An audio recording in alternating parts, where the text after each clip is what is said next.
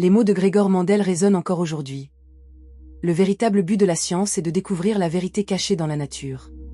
Cette quête l'a conduit à explorer des frontières peu empruntées. Pourtant, son travail sur l'hérédité a longtemps été éclipsé, laissant son nom en grande partie oublié. Pour apprécier cet oubli, il faut plonger dans le XIXe siècle, époque où la révolution industrielle et les sciences naturelles commençaient à émerger. Les idées sur l'hérédité, mêlées à des superstitions, dominaient un monde scientifique peu enclin à accueillir des notions évolutives. Mendel, abbé vivant en Moravie, se démarquait par sa passion pour la botanique. Ses expériences sur les pois se déroulaient dans le jardin de son monastère, où il notait minutieusement les variations de couleurs et de formes, formulant les célèbres lois de l'hérédité. Malgré ces découvertes fondamentales, le monde scientifique était réticent à accueillir ces idées. En 1866, ces résultats publiés dans un journal local furent ignorés.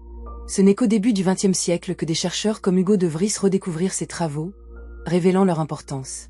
Mendel, avec son approche méthodique, laissait une empreinte indélébile que personne ne percevait encore. Son héritage ne s'est imposé qu'ultérieurement, transformant le domaine de la génétique et ouvrant la voie à une meilleure compréhension des maladies génétiques.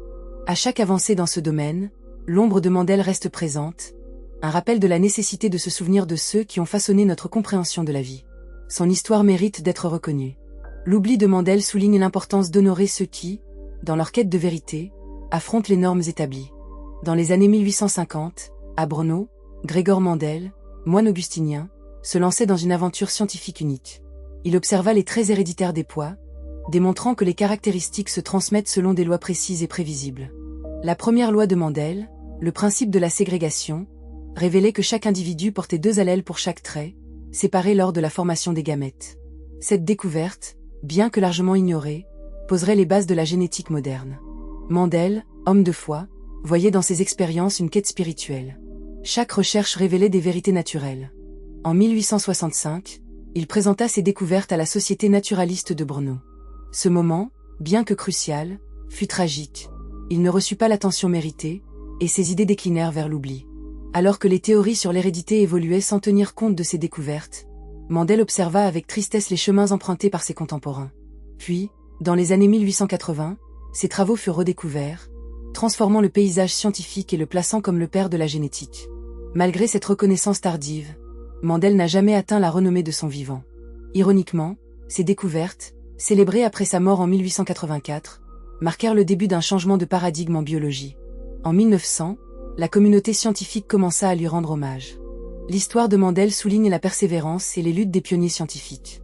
Son héritage mérite d'être honoré, évoquant l'importance d'écouter ceux qui cherchent la vérité, même lorsque leurs voix sont étouffées.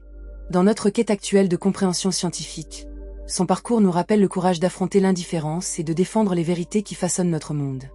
Les années 1850 à Brno, une ville animée du Moravie, étaient marquées par un développement florissant des sciences naturelles.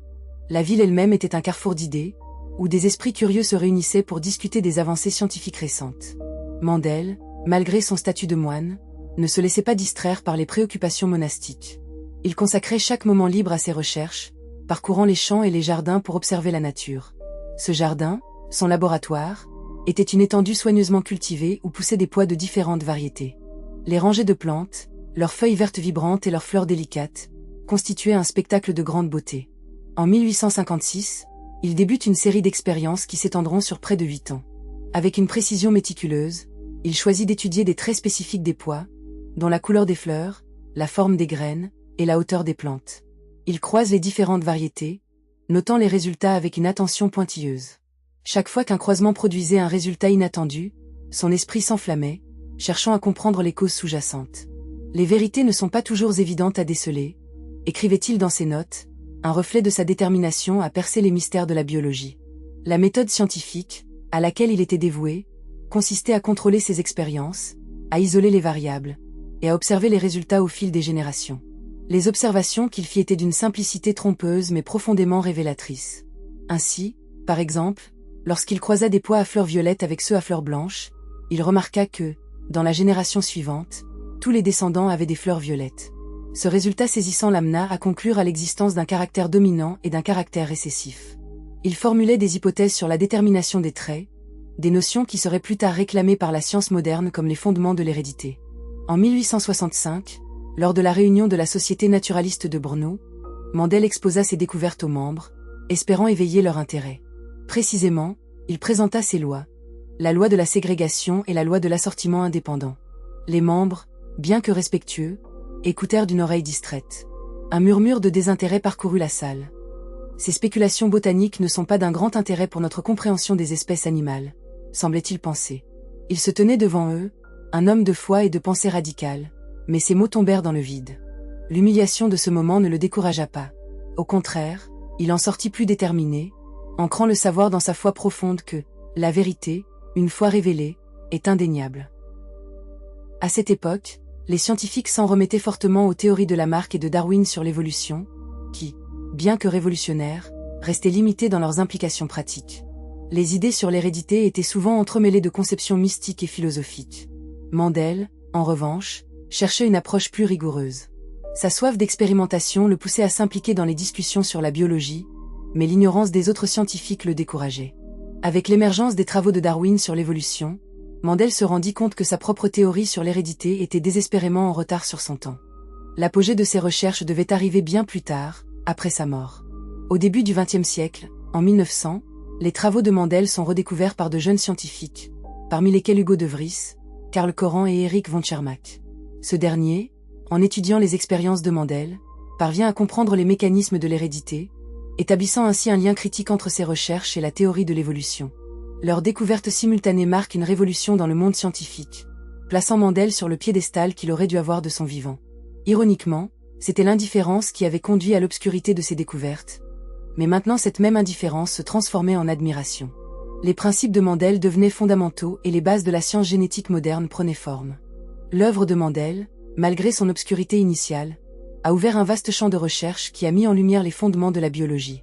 À travers ses lois, il a permis aux biologistes de mieux comprendre comment les traits se transmettent à travers les générations et comment ils peuvent potentiellement évoluer.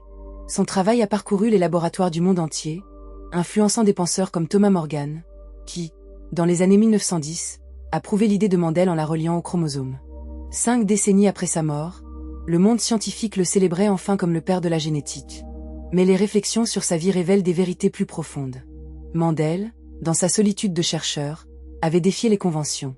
Leur voix n'était pas seulement celle de savants, mais de pionniers du savoir. L'histoire de Mendel nous rappelle la nécessité de reconnaître les contributions des chercheurs, même lorsque leurs idées dérangent le statu quo. Sa quête, sa passion, son dévouement à la vérité scientifique continuent à inspirer de nouvelles générations de chercheurs. Alors que nous célébrons aujourd'hui ses contributions, il est essentiel de ne pas perdre de vue le combat qu'il a mené pour faire entendre sa voix au sein d'un monde souvent sourd. L'invisibilité de Mendel pendant sa vie représente une mise en garde. Elle souligne l'importance d'accueillir les idées nouvelles et d'envisager des perspectives alternatives.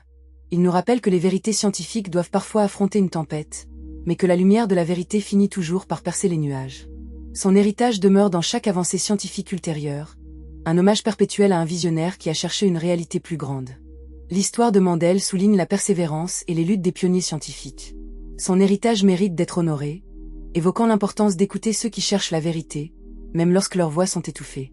Dans notre quête actuelle de compréhension scientifique, son parcours nous rappelle le courage d'affronter l'indifférence et de défendre les vérités qui façonnent notre monde.